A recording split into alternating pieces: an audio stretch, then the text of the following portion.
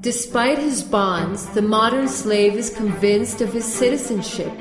The illusion of choice and free determination is fueled by the ability to vote and freely elect those who will conduct his affairs. When it comes down to deciding the society we want to live in, is there really any fundamental difference between the Social Democrats and the populist right in France? Between Democrats and Republicans in the United States? Between Labour and Conservatives in the United Kingdom? There is no opposition, because the main political parties agree on one essential thing: the conservation of the present mercantile society.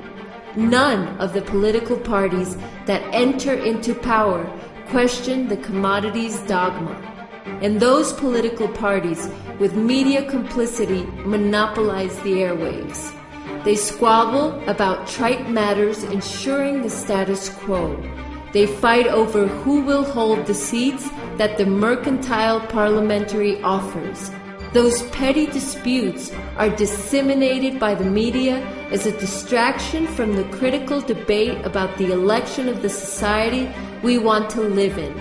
Appearance and triviality eclipse the confrontation of ideas.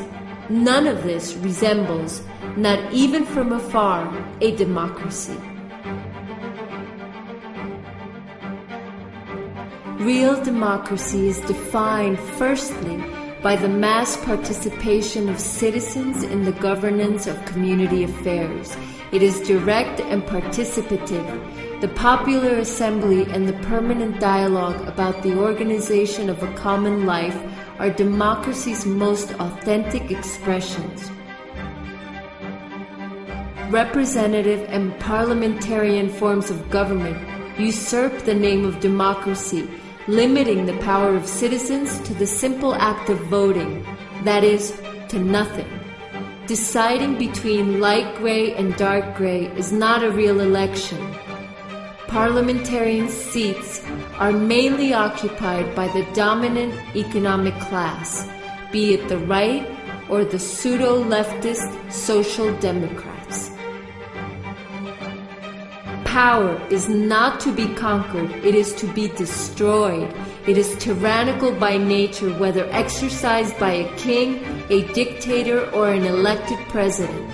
The only difference with a parliamentarian democracy is that the modern slave has the illusion of choosing the master he will obey. The vote has made him an accomplice to the tyranny that oppresses him. He is not a slave because masters exist. Masters exist because he elects to remain a slave.